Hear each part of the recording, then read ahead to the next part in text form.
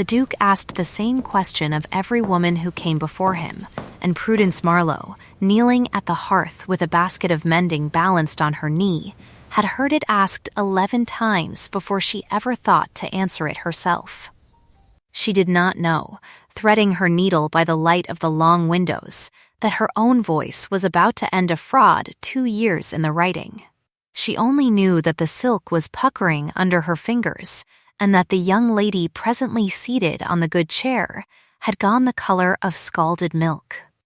The heat that August pressed on Alderley House like a hand laid flat on the back of the neck, and every window in the drawing-room stood open to a garden gone brown at the edges, and still nothing moved the air. 6 weeks remained until Michaelmas, and Michaelmas was the day the old Duke's will had named for his son's 30th birthday, and 30 was the age at which the whole of Alderley, its rents, its trusts, its tenant village of Fenbrook down by the mill, passed wholly into Julian Ashcombe's own hand, provided he came to it married and not 1 hour before. Everyone in the county knew the clause. Fewer knew what it had made of the drawing-room this summer, a procession of daughters in their best muslin, brought one after another before a duke who did not ask about their music or their needlework or their opinion of the new bonnets from town, but asked, instead, always the same thing, in the same unhurried voice, as though he were reading it from a ledger rather than asking it from his heart. Suppose you found, in your own household's accounts, a sum that had been moved, he said now to the girl in the good chair, quietly, correctly spelled, properly carried forward, from where it belonged to where it did not. Would you speak it aloud, or would you let it lie, for the sake of peace? The girl's fan stopped. She looked to her mother, who looked at the carpet, and she said that surely a wife ought to trust her husband's judgment in such matters, and Julian thanked her with a courtesy so complete it amounted to dismissal, and the footman opened the door, and she went out past Prudence's corner without once glancing down at the maid on the hearthrug, because no one ever did. It was the 11th time. Prudence had counted, the way she counted everything, without meaning to. 2 candidates had claimed they would tell their husband privately and let him decide. One had asked, with admirable frankness, whether the sum in question was large. One had wept. The last, a Miss Honoria Prentice, mill owner's daughter, dressed finer than any 3 of the others put together, had answered so smoothly that it took Prudence a moment to notice she had not answered at all, had spoken 4 full sentences about loyalty and household harmony, and said nothing whatever that could be pinned down and made to answer for itself later, the way a well-kept ledger says nothing that cannot be checked. Julian Ashcombe, Duke of Alderley, sat through her 4 sentences with the stillness of a man listening to a clock that had stopped and was pretending it had not. He did not raise his voice. He had never needed to. The room quieted itself around him the way a room quiets around weather. When Miss Prentice finished, he was silent long enough that his aunt by marriage, Miss Cordelia Vane, who had stood the whole hour by the mantel with one gloved hand resting on the brooch at her throat, opened her mouth to smooth the silence over, as she had smoothed a great many silences in that house these last 10 years. Before she could speak, Julian said, half to the window, half to no one, in the tired voice of a man who has asked a fair question 11 times and been answered fairly not once, is there no one left in this county who can simply answer a plain question? And from the corner, without lifting her eyes from the seam she was setting, Prudence Marlowe said, I should speak it before the sunset, Your Grace. A wrong sum left standing is a lie with interest. The room did not gasp, quite. It did something quieter and worse, a kind of collective indrawn stillness, the sound of a dozen people remembering all at once that the maid on the hearthrug could hear. Miss Vane's hand tightened on the brooch until the knuckle went white. Mrs. Tilby, the housekeeper, standing sentinel by the tea things, shut her eyes briefly as though praying for the floor to open. Julian Ashcombe turned his head. He looked at the woman in the gray stuff gown, who had not once looked up, who was drawing her needle through the linen as calmly as if she had commented on the weather. And something in his face, not softening, nothing so simple as that, but sharpening. The way a man's face sharpens when a key turns in a lock he had stopped expecting to open. And he said, quite low, "Say that again." He did not summon her that night, because the room was full, and a duke does not conduct his business in front of 11 disappointed mothers, but he summoned her the next evening, to the library, with Mrs. Tilby posted inside the door, with her arms folded, and her opinion of the whole arrangement written plainly across her face. Prudence stood on the good carpet in her mended apron and answered his questions the way her father had taught her to answer any question involving numbers, which was plainly and without apology for knowing the answer. "You read," Julian said. "It was not quite a question. My father kept the accounts for half the parish, your grace, physic, tithes, the poor rates. He taught me my letters over a ledger before he taught them to me over a prayer book. And the sums. Sums keep still," she said. Words wander. I liked that sums kept still. He almost smiled at that. She saw the almost happen and did not remark on it, because remarking on a duke's near smile was not a liberty available to a maid who mended curtains for her bread. He told her, in the plain terms of a man laying out a bargain rather than a courtship, that he required someone to put his correspondence and his household books into order before Michaelmas, that the position would be temporary, that it would pay a wage above her present one, and that it implied nothing beyond exactly what it said. "I am not accustomed to explaining myself twice," he added, "so I will say now that this is not a kindness, Miss Marlowe. I have a use for you." "I have never much cared for kindness," Prudence said. "It so rarely comes with wages attached." That did make him laugh, a short, surprised sound, cut off almost as soon as it started, as though laughter were a coin he was not sure he could spend, and Mrs. Tilby, by the door, allowed herself the smallest twitch of the mouth before setting her face back to stone. Afterward, walking Prudence down to the servants' hall, the housekeeper said what she had plainly been holding in her teeth the whole interview.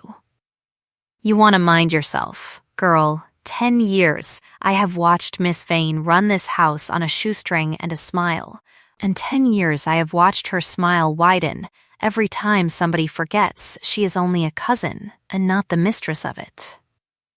She raised that boy from the age of 11, when his mother died, and she has kept every candle stub and every crust of this house accounted for since his father followed her, and not one soul has ever thought to thank her for it beyond her keep. That kind of unpaid loyalty curdles, in time. I don't say she means harm. I say a woman who has spent her whole life being useful and never once being asked what she wanted for herself is a woman worth watching. Prudence, whose own father had died, owing £4 to a man who forgave the debt at the graveside and never once let her forget the forgiving, thought she understood something of curdled loyalty herself, and said only that she would watch where she was bid to watch. Mrs. Tilby snorted, not unkindly, and told her that Michaelmas was 6 weeks off and the whole house had been counting the days since Lady Day, and that a girl who could hold a room silent with one sentence had best learn to count them too.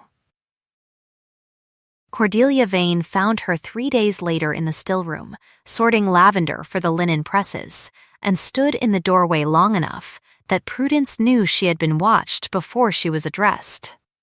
"You have a gift for being noticed, for a woman who spends her life in corners," Cordelia said, and her voice was the gentlest thing in the room. Gentler than the lavender, gentler than the afternoon light coming slantwise through the high window. I wonder if you know how rarely that serves a girl in your position." "I did not seek to be noticed, ma'am."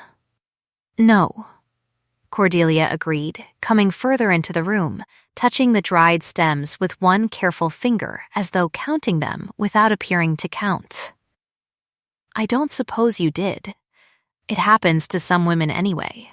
My own cousin's wife was noticed once for being poor and quick-tongued, and it was thought very charming, right up until it was inconvenient, and then it was thought forward. I should hate to see the same happen to you, Miss Marlowe. Girls who reach above their aprons so often find the reach was the only part of the story anyone remembers." She smiled and touched the brooch at her throat and went out again without raising her voice above a murmur, and Prudence stood among the lavender for a long moment before she went back to her sorting. Because there was nothing in what had been said that could be repeated to anyone as a threat, and both women knew it. Below stairs the gossip ran hotter than the weather, that the Duke had taken a maid for his private secretary, that she must be a natural daughter of some great house to read as she read, that Tom, the second footman, had a shilling riding on her, being sent back to the scullery inside a fortnight, a wager Mrs. Tilby overheard and put a swift and comprehensive stop to. Prudence kept to the library most days now, squaring the household books, and it was there, sorting 3 years of unanswered correspondence into a semblance of order, that she found the letter that meant nothing to her yet, and everything to her later, a single sheet, unsigned, folded into the back of a ledger, where no letter belonged, addressed only to Mr. Tyne, J. Sorrel, and containing one line that she read twice before she filed it, uncertain why it caught at her the way a snagged thread catches at a nail. "The difference must be closed before my Kelmus," it said, "or it is not only my ruin that follows." She did not know the hand. She noted the date, because her father had taught her to note dates the way other men noted faces, and she put the letter where she had found it, and went on with her sorting, and did not look up. It was 10 days later, past midnight, with the tower clock over the stable block striking the half-hour into a house gone otherwise silent, that Julian found her still in the library with 3 ledgers open under one lamp, and asked, without preamble, whether she had found anything worth his sitting up for. "I have found a pattern, Your Grace, if not yet a name for it." She showed him, every quarter for the better part of 2 years, small sums, never large enough alone to catch a tired eye, always round enough to be mistaken for an estimate rather than a theft, had been carried from the tenant repair accounts into a column marked only sundries, and from sundries, she suspected though could not yet prove, out of the house altogether. Julian listened with his oil-stained hands flat on the table, because he mended the tower clock himself on Sunday afternoons, and had never broken the habit even now that he owned 4 counties' worth of clockmakers who would gladly have done it for him, and when she finished, he was quiet long enough that she thought she had overstepped. "My father used to say a house that keeps good time keeps its promises," he said at last. "I have spent 2 years wondering whether this one still does. The tenant roofs at Fenbrook want mending before winter, and there has not been coin to mend them, and I have not been able to say why, only that there ought to have been, and was not." He did not tell her whom he suspected, though she thought, watching the careful way he did not look toward the door his cousin habitually used, that he suspected someone he loved, and that the not naming was its own kind of confession. "You are afraid of the answer," she said, before she quite decided to say it. "I am afraid of several answers, Miss Marlowe, which is a luxury a duke is not generally permitted to admit to a woman who mends his curtains. I no longer mend your curtains, I balance your sundries column." "A distinction," he said, "that I am given to understand is the difference between a clock's mainspring and its case. One merely holds the shape of the thing. the other makes it go. It startled a laugh out of her, quick and unguarded, and it startled a second laugh out of him in answer, longer this time, allowed to finish itself, and Mrs. Tilby, passing the library door with a candle on her way to bed, heard it and stopped dead in the corridor, because she had not heard that particular sound out of that particular room since the old Duke's funeral. And she went on to bed, smiling in a way she would have denied to her dying breath. The breakfast at which Cordelia Vane laid the trap had been arranged, ostensibly, to welcome Mr. Ezra Prentice and his daughter to a longer stay at Alderley, on the pretext that Michaelmas drew close, and a settled understanding would ease everyone's mind before the trustees' audit. Prudence was not meant to be present at all. She had been sent for only because Julian, mid-meal, had asked for the corrected rent roll she had promised him, and it was Cordelia who rose to fetch it herself, sweetly, before any servant could be called, and Cordelia who returned with the ledger already open to the page, her face arranged into an expression of such careful reluctance that Prudence knew, 1/2 second too late, exactly what was coming. "I had not meant to speak of it at table," Cordelia said, laying the book down before Julian with the tenderness of a woman laying down bad news she has rehearsed being sorry about. "But I found this only this morning, going over Miss Marlowe's fair copies against the originals, as I confess I have made a habit of doing, for my own peace of mind. The wages entries for the last quarter, they are in her hand, Julian. I would know that hand anywhere now. We have all watched her write it often enough. And they are not the sums that were paid." Julian looked at the page a long moment before he looked up, and Mr. Prentice cleared his throat into the silence with the satisfaction of a man watching a rival's stock fall, and Honoria Prentice, to her credit, looked only uncomfortable, not triumphant, and said nothing at all. "It is not my hand," Prudence said. She did not raise her voice. She did not look away from Julian, because looking away, her father had told her once, over a disputed tithe with a man twice his size, is the first thing the innocent do and the guilty never do at all. "It is a hand made to resemble mine, and made by someone who has watched me write a great many fair copies these last 3 weeks, ma'am, which narrows the company considerably."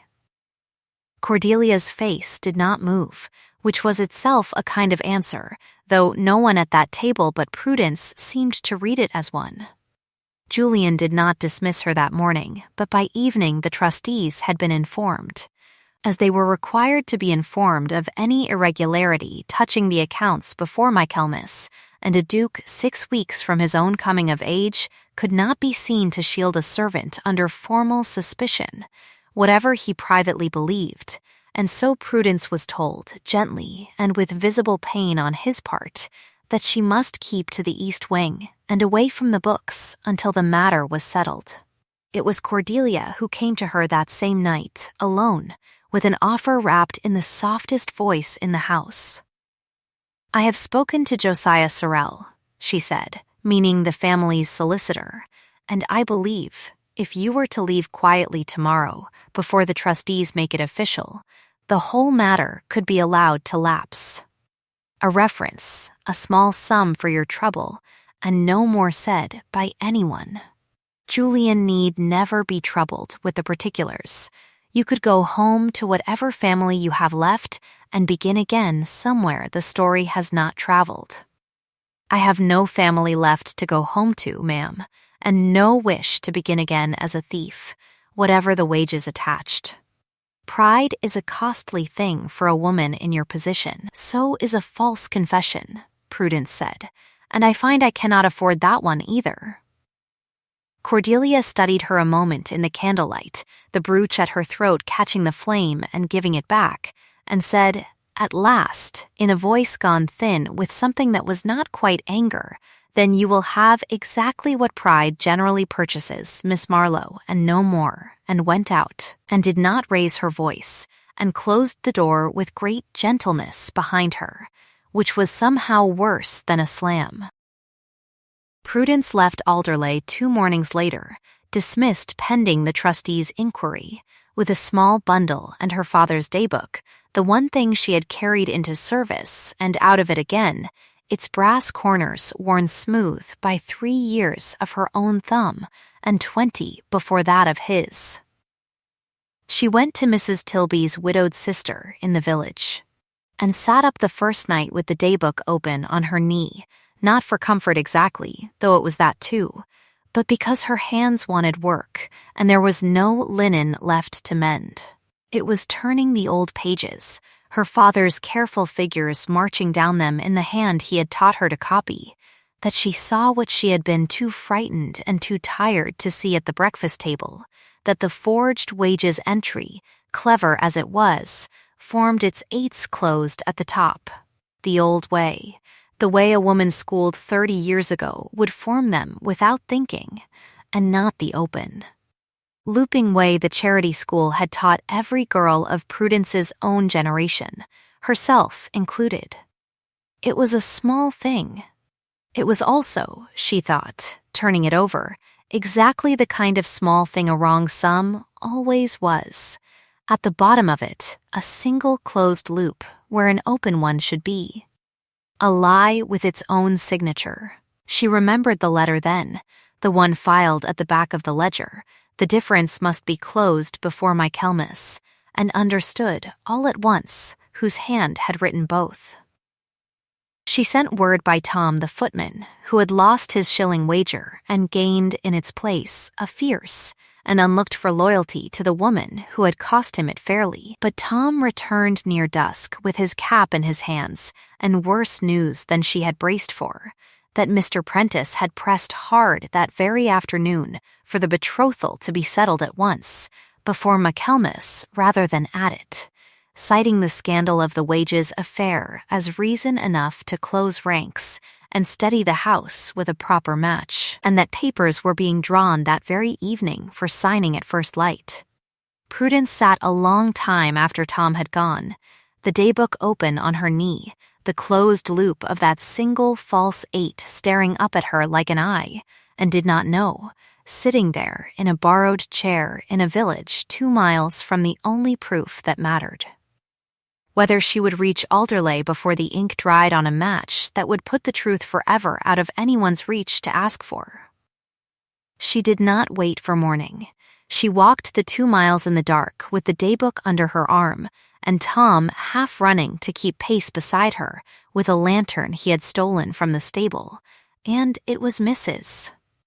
Tilby, roused from her bed by the knocking, who let them in and heard the whole of it standing in her nightcap in the cold kitchen, and who then did something that surprised even herself.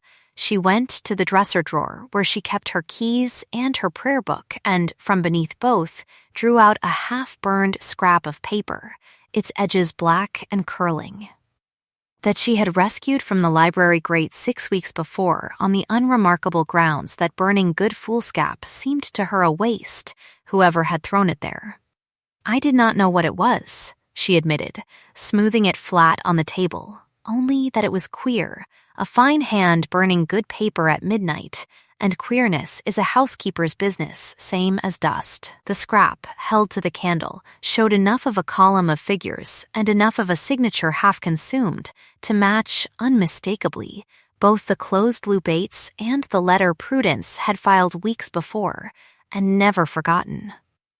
It was Mr. Alaric Bourne, the senior trustee, arriving that same week to conduct the Michaelmas audit 2 days early at Julian's own urgent request, who agreed, gravely and without being told the whole of why, to be present the following morning when the ledgers were opened before witnesses, rather than merely inspected in private. Cordelia Vane, informed only that the audit had been moved forward, was seen by 2 under-housemaids to go to the library alone before dawn and search, with mounting and uncharacteristic haste, for a scrap of burnt paper that was no longer in the grate where she had left its ashes, and it was the first crack in 10 years of unbroken composure that anyone in that house had ever witnessed her show. The library at Alderley had never held so many people at one time who were not there for a party. Mr. Bourne sat at the head of the long table with the estate's true books before him. Mr. Prentice stood by the window with the stiff satisfaction of a man expecting his daughter's future to be settled within the hour. Honoria sat very straight beside him, her gloved hands folded, her eyes moving more than her father's toward the door. Josiah Sorrel, the solicitor, stood near the hearth, turning his hat in his hands as though it might yet offer him an exit. And Cordelia Vane stood by the mantel in her usual place, one hand at her throat, composed, or nearly. Julian asked, in the same unhurried voice he had used on 11 Brides in a hot drawing room 6 weeks before, that the original working ledger be produced alongside the fair copy already before the trustee, and it was Cordelia who answered that the working ledger had been mislaid. That these things happened in a house so large, and it was Prudence, stepping forward from the doorway where she had not been invited to stand, but had come anyway, who laid her father's daybook and Mrs. Tilby's rescued scrap on the table side by side, and asked, quite quietly, whether Miss Vane would object to the two being held up together to the window light. No one objected, because no one but Cordelia understood yet what the light would show, and by the time she understood it was already done, the closed, old-fashioned loop of a single figure 8, repeated in the burnt scrap and in the falsified wages entry both, plain as a fingerprint once a person knew to look for it, and beneath it, in Julian's own steady reading aloud, the line from the unsigned letter Prudence had filed away weeks before, without a name to put to it. The difference must be closed before Michaelmas, or it is not only my ruin that follows. Whose figures did you co-sign, Mr. Sorrel? Julian asked, not raising his voice at all, turning to the solicitor by the hearth, hers, or the estate's true accounts. You will answer me once, and plainly, and I will know if you have answered me twice. Sorrel's hat stopped turning in his hands. He looked at Cordelia, who did not look back at him, and something in her stillness, he would say afterward, undid him more completely than any threat could have, and he said in a voice gone thin that he had co-signed whatever figures Miss Vane brought him for 18 months, believing, or telling himself he believed, that they were made up out of household economy and not out of theft, and that the letter was hers, and the hand was hers, and God forgive him. He had known for the better part of a year and said nothing because she had asked him gently, and he had never once been able to refuse her anything asked gently. Cordelia's hand fell from the brooch at her throat.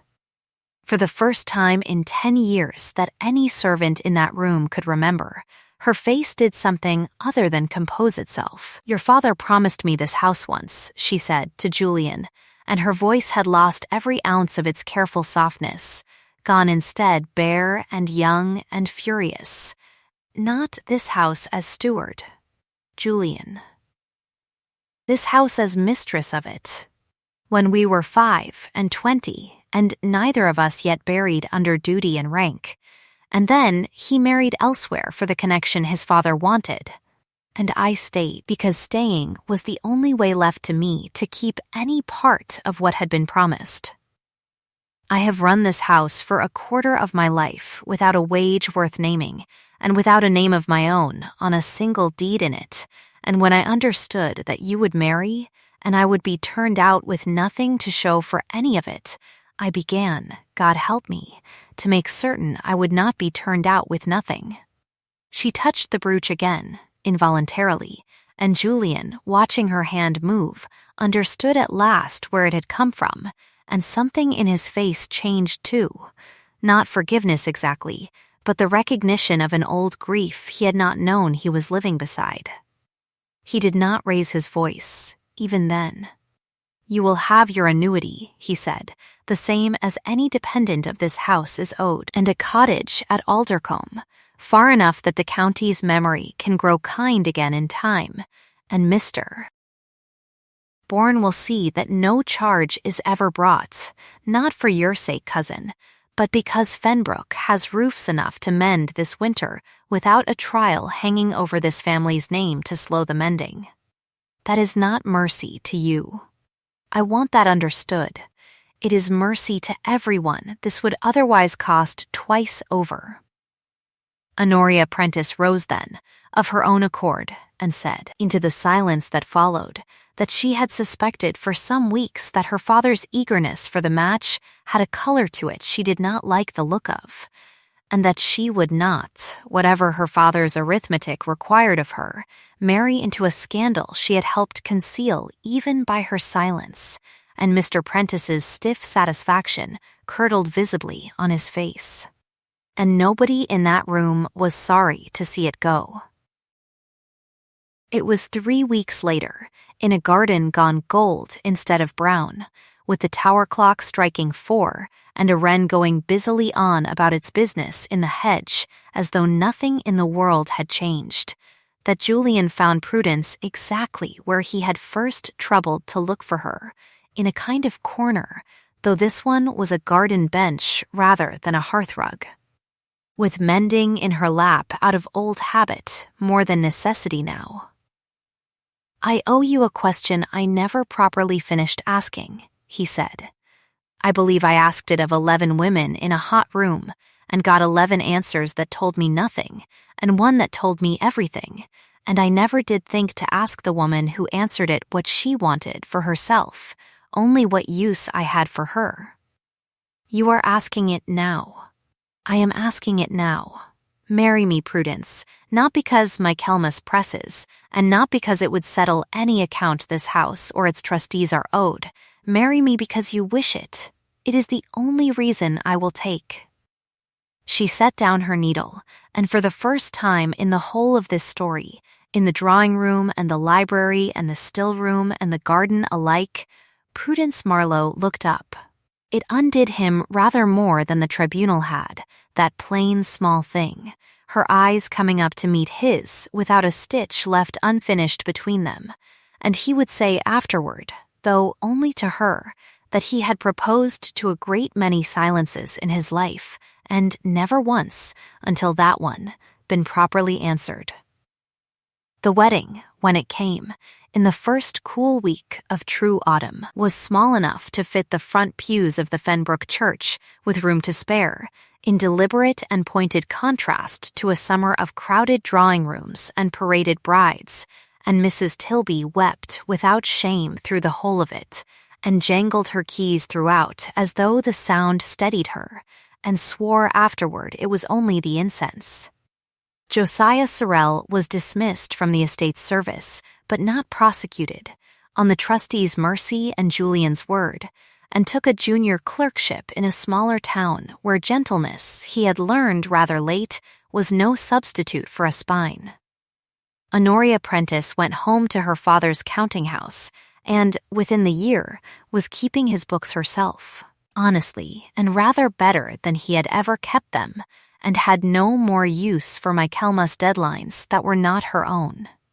Cordelia Vane lived out her days at the cottage in Aldercombe, with her brooch and her ledgers of her own small household, visited twice yearly by a duke who never quite forgave her, and never quite stopped sending the visits anyway, because some accounts, Julian had come to understand, are not settled so much as kept, gently, and carried forward.